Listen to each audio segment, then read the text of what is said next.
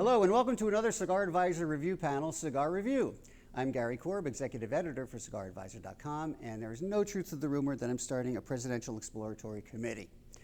Now, we got that out of the way. Today we are going to be smoking the new Gran Habano Blue and Green Churchill. And as you can see, it has beautiful packaging. We're going to talk about all that and the cigar, of course.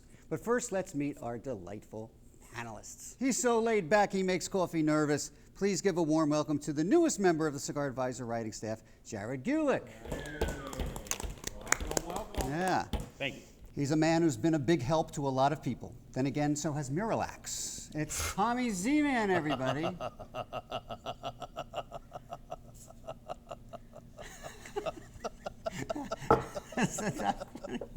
Yeah.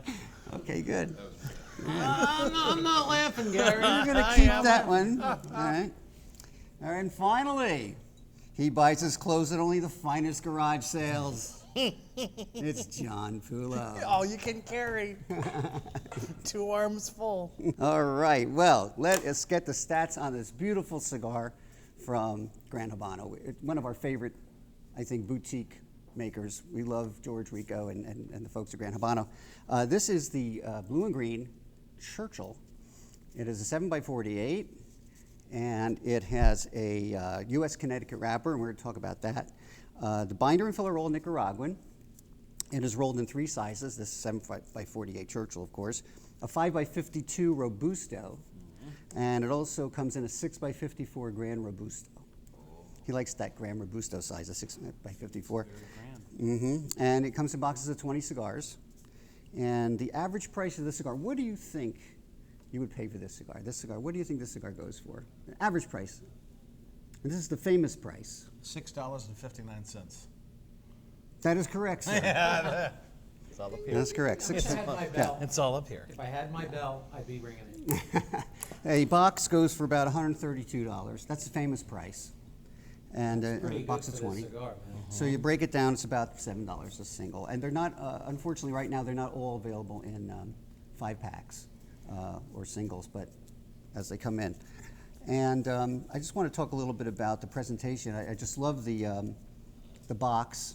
It's blue and white. It's got a beautiful sort of like a, what do you call it, a woodcut kind of a print on it.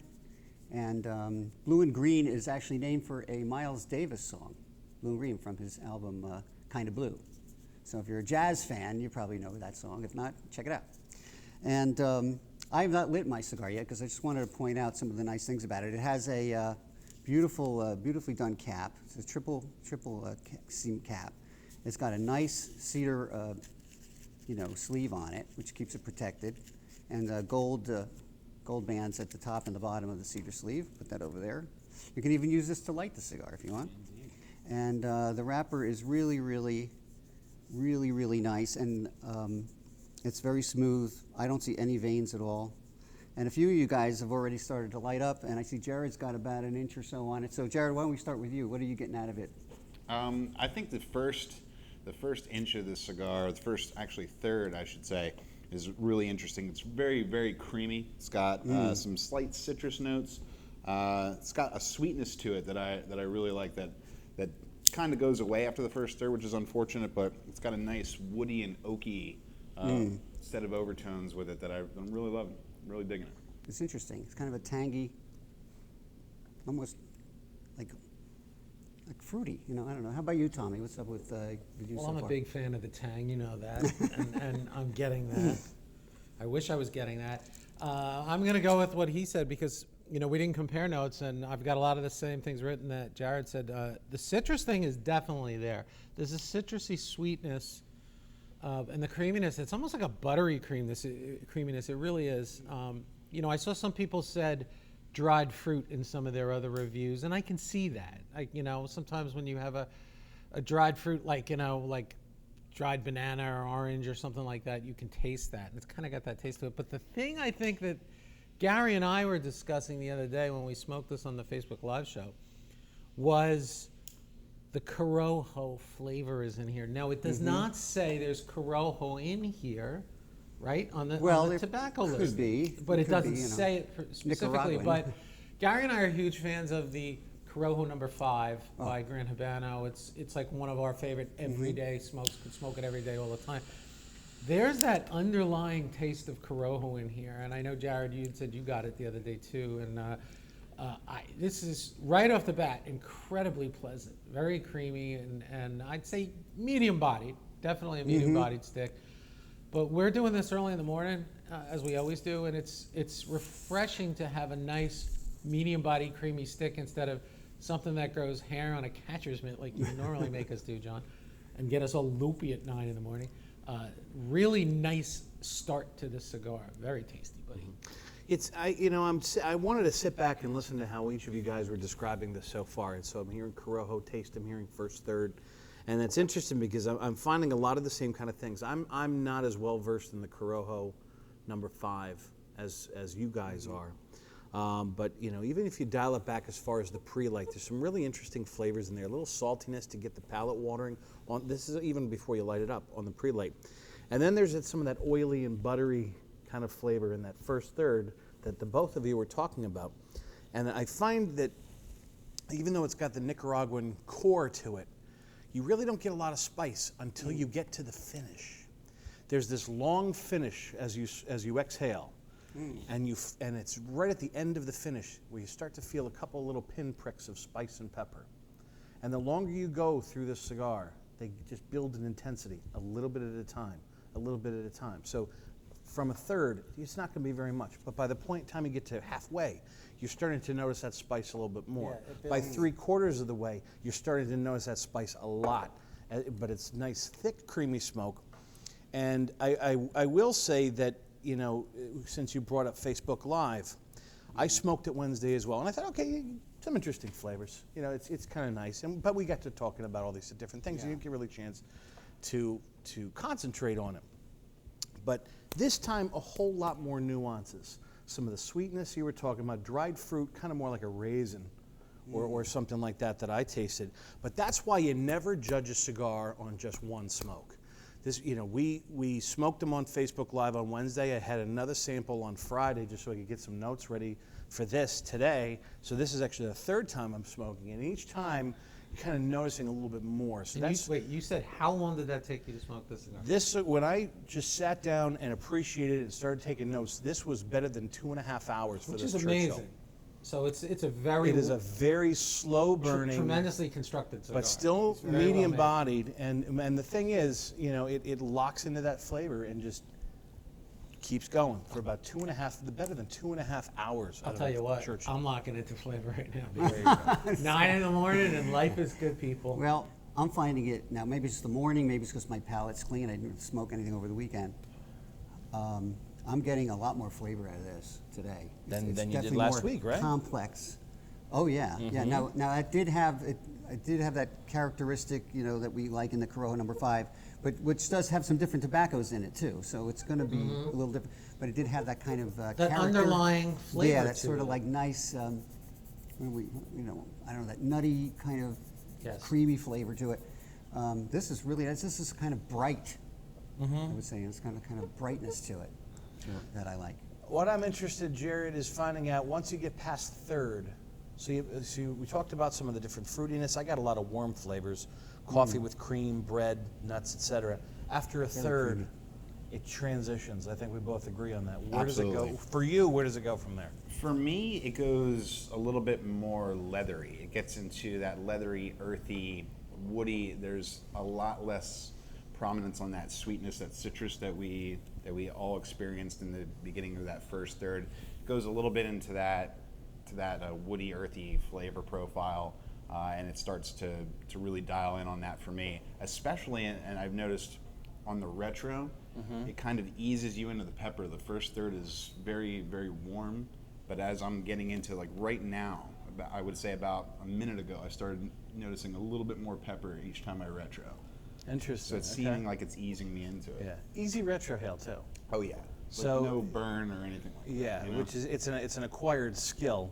Usually, I mean, for 2 years it made my eyes water. I never really get it right. You're right. But You know what, I'm going to say that what's interesting about the cigar is now a lot of the newer cigars that are on the full-bodied side and on the peppery side and Ligero cigars, they're front loaded, so you get banged hard up front with heavy flavors and spice and pepper and stuff, and then it eases. This is almost the opposite. It starts off creamy, smooth, sweet, and then starts to build to more of a fuller flavor, and like he said, notes that are a little more earthy.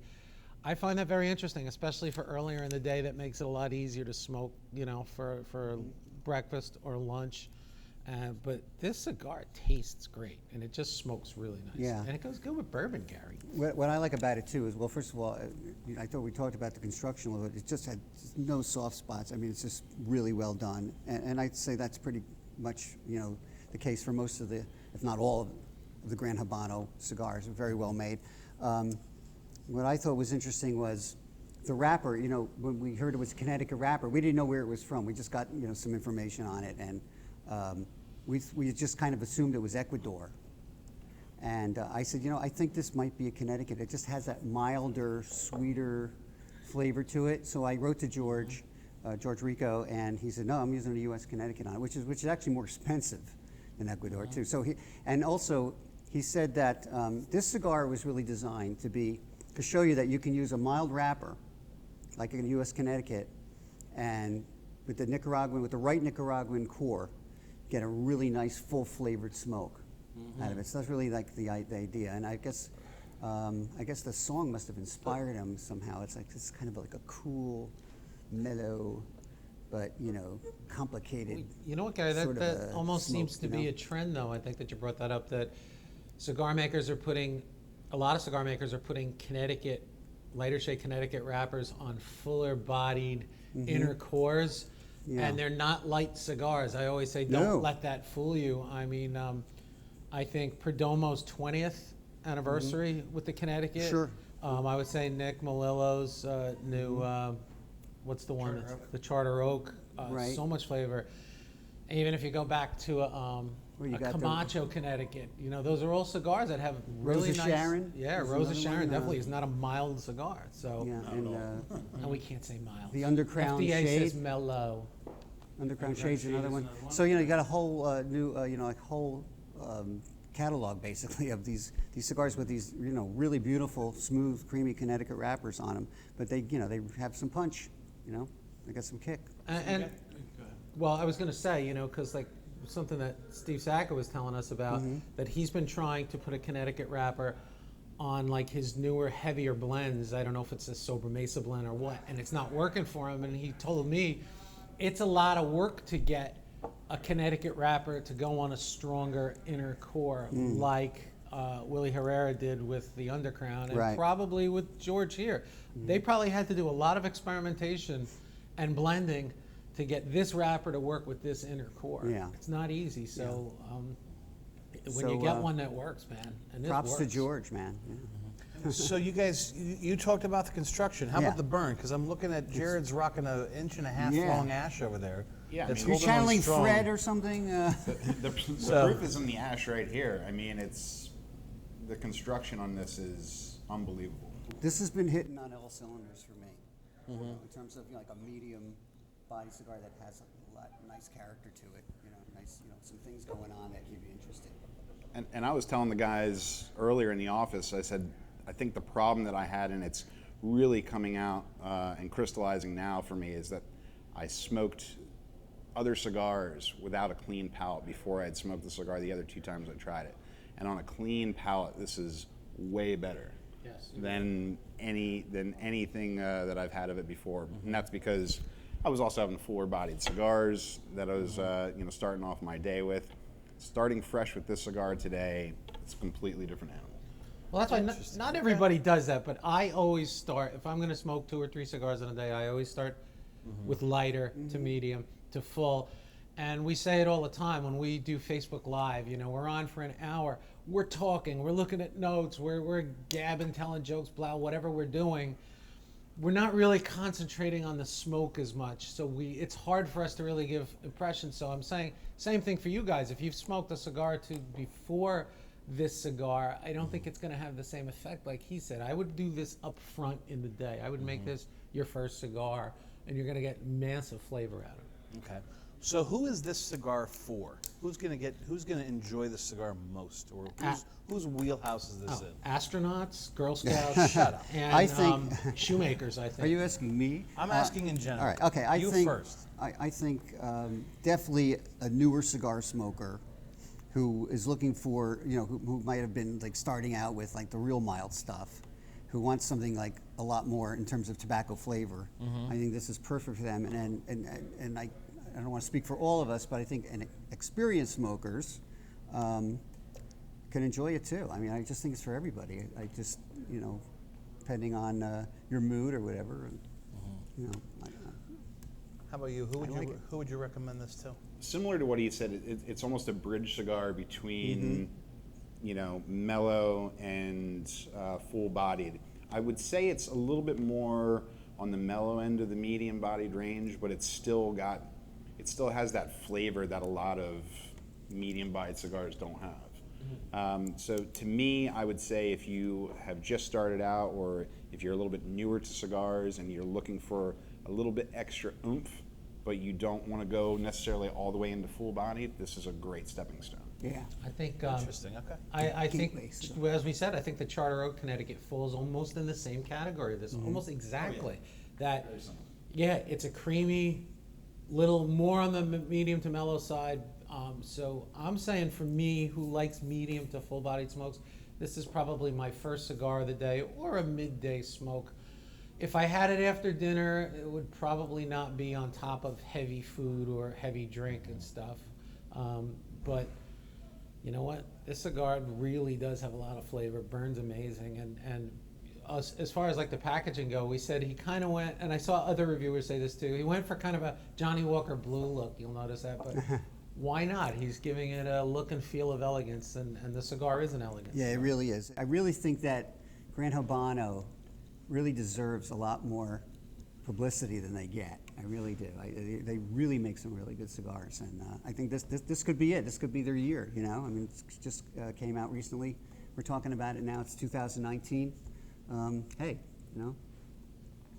I think they got something here. Any other thoughts before we wrap it up? Not really, other than I'm really liking it. And Shall I just let you sit and just enjoy it for a few minutes? Yeah, you. Before we come back to our regularly Yeah, scheduled program? you speak. All right. Well, I'm going to, again, jump on a couple of things that these guys have said. Back to the flavor thing. Once we get past the first third, you kind of notice a couple of extra flavors, like the earthiness that Jared had talked about, the butteriness that Tommy talked about. When I asked about who this would be good for, I also have the pairing cigar smoker in mind. So if you like it, I wouldn't necessarily put this with anything for the first third. So it's kind of a different approach this time around. So the first third, don't pair anything. Maybe water, maybe a little bit of a lighter coffee or something like that. But see what kind of flavors and what kind of nuances are in it. And when you hit that 1/3 mark and it starts turning earthy, because it locks in those flavors and just goes straight out for the remaining 2/3 of that smoke, it's a good time to go ahead and pour like 2 fingers, and thank God I have fat fingers, of something spicy, whether it be a rum or whether it be like a bourbon, like a bitey bourbon or something like that. And I'll bet you that with those earthy flavors for that remaining hour and a half that you're going to get to burn the rest of this with those earthy flavors, I think that's going to go really nice. So if you're into pairing, try it a little bit different. Hold back on what you're going to drink with it. Enjoy the first third of the cigar. Now you tell me. Then, yes. See, Thanks, John. yeah, you blew it early. Then go ahead and try some of the pairing and see what thing is. And plus, I think you're going to enjoy that super long finish with those little pinpricks of spice and pepper at the end. Other thoughts? Yeah, so for you fans of pinpricks, this is a great cigar. I'm a fan of this pinprick right here. All right, Gary, All right. let's go home. So, thanks everybody, panel, for talking about the blue and green from Gran Habano Cigars. This is the Churchill, the 7x48, and I think everybody pretty much has agreed that we like the cigar. Absolutely. We like the cigar. Okay, good. Excellent. It is a very good cigar, and thanks again to George Rico and people down at Gran Habano. They did a great job. And that is our review for today. So please follow us on Facebook, on all of the other media. There's an social. Instagram or something? We have Instagram. We Is it have Facebook? I said The Facebook. Book of Faces? We have the Twitter.